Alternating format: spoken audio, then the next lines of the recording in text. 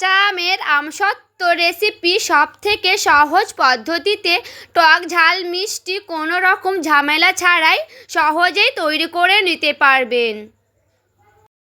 নমস্কার বন্ধুরা, অমৃতাদি কুকিং চ্যানেলে সবাইকে স্বাগত জানিয়ে আবারও হাজির হয়েছি। তো যে সকল বন্ধুরা ইউটিউব চ্যানেল থেকে দেখছেন তারা প্লিজ চ্যানেলটিকে সাবস্ক্রাইব করে আমার পাশে থাকবেন, আর যারা ফেসবুক থেকে দেখছেন তারা পেজটাকে ফলো করে রাখবেন। আর স্কিপ না করে পুরো রেসিপিটি দেখা অনুরোধ রইল, লাইক দিয়ে ভিডিওটি দেখবেন। তো চলুন রেসিপিটি দেখে নেওয়া যাক। আর এখানে দেখুন বন্ধুরা, আমি প্রায় 2 কেজি মতো কাঁচা আম নিয়েছি।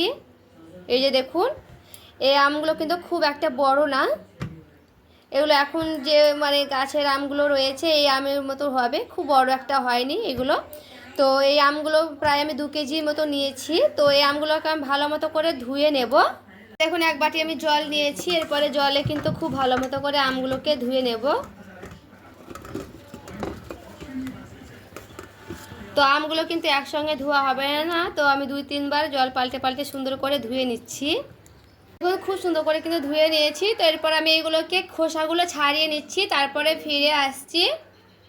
আর এখানে দেখুন বন্ধুরা, আমি কিন্তু আমগুলোকে খুব ভালো মতো করে ছিলে নিয়েছি, আর পিস পিস করে কিন্তু কেটেও নিলাম। তো আর কাটাটা আমি দেখালাম না, কারণ অনেকগুলো কাটতে হতো তার জন্য। তো এখানে আমি একটা কড়াই বসে নিলাম, কড়াই দিয়ে দিচ্ছি জল, অল্প পরিমাণে দেব। এরপরে সেই ধোয়া আমগুলোকে দিয়ে দিচ্ছি সেই জলের ওপরে। আমগুলো কিন্তু এর থেকে ছোট ছোট করে নিলেও পারবে, কারণ আমি এরকমই করলাম, খুব একটা ছোট ছোট করিনি। এখন যেহেতু নরম আছে আম, খুব ভালো মতো করে কিন্তু গলে যাবে। এরপরে একটু নেড়ে নিলাম, ঢাকা দিয়ে দিচ্ছি আমগুলোকে, একেবারে সেদ্ধ হয়ে যাবে তার জন্য। আবার আমি 2 মিনিট পর ফিরে এলাম। আর এখানে দেখুন বন্ধুরা, এবার দেখুন খুব ভালো মতো করে কিন্তু সবগুলো আম সেদ্ধ হয়ে গেছে, আর দেখে বুঝতেই পারছে। তো এখানে আমি ঢাকা দিয়ে রেখে দিচ্ছি ঠান্ডা করা পর্যন্ত। তো ঠান্ডা হয়ে যাবে, তারপরে আবার ফিরে আসছি। আর এখানে দেখুন আমটা আমি নিয়ে চলে এসেছি। তো আমটা কিন্তু পুরোপুরি ঠান্ডা হয়নি, হালকা হালকা গরম আছে। এখানে মিক্সিং বলে আমি আমগুলোকে দিয়ে দিচ্ছি সবগুলোই। তো এখানে কিন্তু পুরোপুরি গরম আছে, ঠান্ডা হয়নি, গরম আছে হালকা। তো এইভাবে আমি দিয়ে দিচ্ছি। তো অল্প পরিমাণে দিলাম, তো সবগুলো কিন্তু আম আমি দেবো না। তো এরপর আমি ঢাকা দিয়ে দিচ্ছি, ঢাকা দিয়ে কিন্তু খুব ভালো মতো করে একটা মিহি পেস্ট করে নিচ্ছি। আর এখানে দেখুন বন্ধুরা, খুব ভালো মতো করে একটা মিহি পেস্ট করে নিয়েছি, দেখে বুঝতে পারছে। তো এখানে আমি একটা ছাঁকনি নিয়ে নিয়েছি। এরপরে আমি সেই ব্যাটারটা দিয়ে দিচ্ছি, সেই আমের ব্যাটারটা। তো হালকা করে ছেঁকে নেব, যেন কোনো রকম লাঞ্চ না থাকে তার জন্য। তো যেহেতু আমি মিক্সিতে পেস্ট করে নিয়েছি, তো অতটা লাঞ্চ থাকবে না। তাও যদি গোটা গোটা রয়ে যায় তাহলে অতটা ভালো হবে না আমসত্ত্বটা। তো এইভাবে আমি কিন্তু খুব ভালো মতো করে একটু এইভাবে ছেঁকে নেব।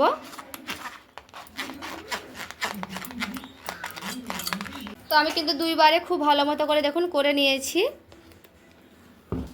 আর এই যে এইবারও কিন্তু আমি খুব সুন্দর করে এইভাবে একটু দেখুন এইভাবে আমি করে নিচ্ছি। তো সবগুলোকে এইভাবে আমি ছেঁকে নিচ্ছি, তারপরে ফিরে আসছি। একটু সময় হলেও কিন্তু খুব ভালো মতো করে এইভাবে একটু ছেঁকে নেওয়ার চেষ্টা করবেন। দেখুন কতগুলো দানা দানা বেরিয়েছে। তো প্রায় আমার এখানে 2 কেজি আম নিয়েছি। তো আর দেখুন কত সুন্দর হয়ে গেছে, আমের পালগুলো দেখুন কতগুলো হয়েছে। তো এগুলো কিন্তু আমি আবারও চলুন গ্যাসের আঁচে নিয়ে চলে যাব। দেখুন আবার ওই কড়াইটা কিন্তু আমি বসিয়ে নিয়েছি, এরপরে দিয়ে দিচ্ছি সেই আমের পালগুলো। আর দেখুন কি সুন্দর একেবারে ফাইন হয়েছে। তো একটু আমি হাত দিয়ে কাচিয়েও কিন্তু দিয়ে দিচ্ছি বাটিটা থেকে। এরপরে দেখুন বন্ধুরা, গ্যাসের আঁচ দেওয়ার পরপরই দেখুন কি সুন্দর কিন্তু ফুটতে লেগেছে। তো আমগুলো কিন্তু আমি এভাবে অনবরত নাড়তে থাকবো। আর গ্যাসের আঁচটা কিন্তু হালকা আমি কমিয়ে দিচ্ছি, একটু ভালো মতো করে ফুটা হলে।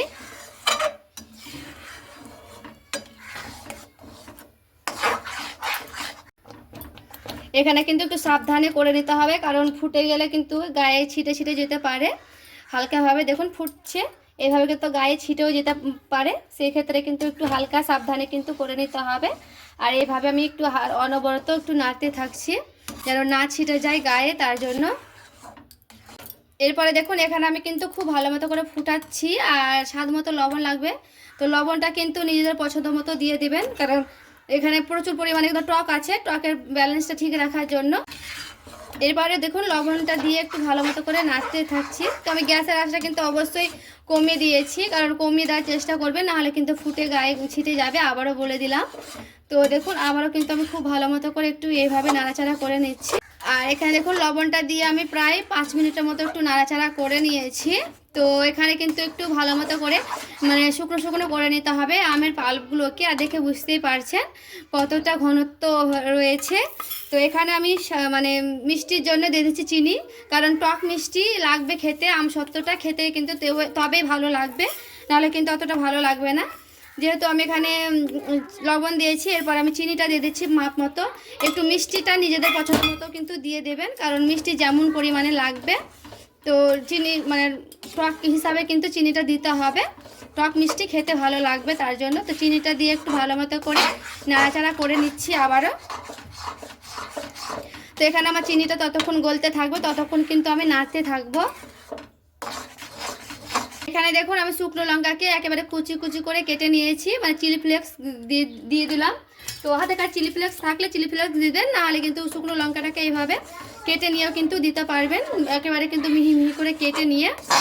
আর এখানে দেখুন বন্ধুরা খুব ভালো মতো করে কিন্তু আমি শুকনো শুকনো করে নিয়েছি। তো এখানে কিন্তু একেবারে শুকনো শুকনো করার চেষ্টা করবেন আম সত্ত্বটা করার জন্য। এখানে কিন্তু যেগুলো আমের জল মানে ছিল সেগুলো কিন্তু একেবারে শুকনো করে নিতে হবে।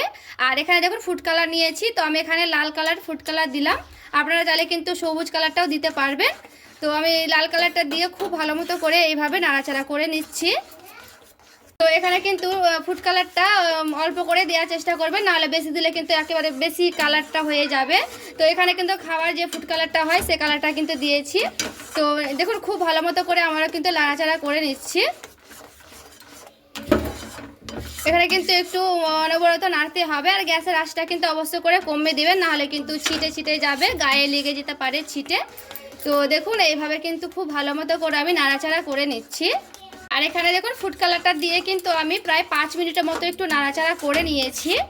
তো এখানে কিন্তু পুরোপুরিভাবে রেডি হয়ে গেছে। আর দেখুন কেমন ঘনত্ব আমি রেখেছি, এরকমই কিন্তু ঘনত্ব রাখতে হবে, খুব একটা ডেলা রেখে দিলে কিন্তু হবে না। তো দেখুন এইভাবে কিন্তু আমি নামিয়ে নেব। এখানে দেখুন একটা থালা নিয়েছি, যে থালাতে আমি মানে সেট করব তার জন্য। তো দিয়ে দিচ্ছি সরিষার তেল।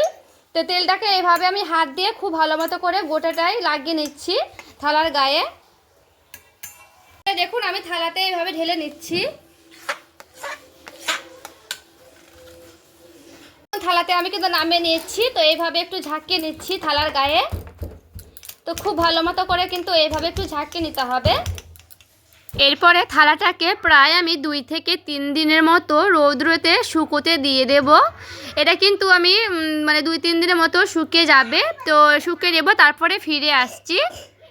আর এখানে দেখুন বন্ধুরা নিয়ে চলে এসেছি, আর প্রায় আমি 2 দিনের মতো রৌদ্রতে দিয়েছিলাম, আর দেখুন খুব সুন্দর করে কিন্তু শুকিয়ে গেছে। এরপর আমি উঠিয়েও দেখাচ্ছি, দেখবেন পুরোপুরিভাবে শুকনো হয়ে গেলে কিন্তু খুব সহজে উঠে যাবে। এই যে দেখুন হালকা করে এইভাবে টান দিলে কিন্তু খুব সুন্দর করে মানে উঠে যাবে। আর ধারগুলোকে একটু সাইড দিয়ে আমি একটু মানে কাচিয়ে নিচ্ছি এইভাবে, দেখুন হাত দিয়ে টেনে টেনে। আর দেখুন খুব সুন্দর করে কিন্তু উঠে যাচ্ছে। এটা কিন্তু খুব সুন্দর শুকিয়ে গেলে কিন্তু মানে অটোমেটিক উঠিয়ে যাবে। তো দেখুন কত সুন্দরভাবে একটা থালার মতো শেপ হয়ে গেছে। আর এখানে দেখুন আমি কিন্তু নিয়ে চলে এসেছি। তো এবার আমি কেটে নেব। তো এখানে একটা আমি ছুরি নিয়ে নিয়েছি, তো ছুরি দিয়ে খুব সুন্দর করে পিস পিস করে কেটে নিচ্ছি। এখানে কিন্তু আপনারা যেমন সাইজ করে কাটবেন তেমন করে কিন্তু কেটে নিতে পারেন। আমি এখানে 4 কোণার করে মানে পিস পিস করে কাটবো। তো এখানে দেখুন আমি একটু গোল করেও দেখাচ্ছি। এই এক পিসটা আমি গোল করে নিচ্ছি এইভাবে, মানে রোলের মতো করে নেব। এরপর আমি এখানে দেখুন কত সুন্দর করে কিন্তু করে নিয়েছি, আর দেখুন কত সুন্দর শুকনো হয়ে গেছে। আর এইখানে আমি এরপরে পিস পিস করে কেটেও দেখাচ্ছি আপনাদের, দেখুন আর কি সুন্দর কিন্তু কাটানো হচ্ছে, দেখে বুঝতেই পারছেন কত সুন্দর শুকনো হয়েছে। তো সবগুলো এইভাবে আমি আমসত্ত্বগুলো পিস পিস করে নিচ্ছি। আর এই যে দেখুন বন্ধুরা এখানে কিন্তু খুব ভালো মতো করে আমি পিস করে নিয়েছি। তো বন্ধুরা আজকের এই আমসত্ত্ব রেসিপিটি কেমন লেগেছে অবশ্যই কমেন্ট করে জানাতে ভুলবেন না। ভালো লেগে থাকলে প্লিজ লাইক করবেন, চ্যানেলটাকে সাবস্ক্রাইব করে আমার পাশেই থাকবেন। দেখা হচ্ছে আরও একটি রেসিপির সঙ্গে। সবাই ভালো থাকবেন, সুস্থ থাকবেন।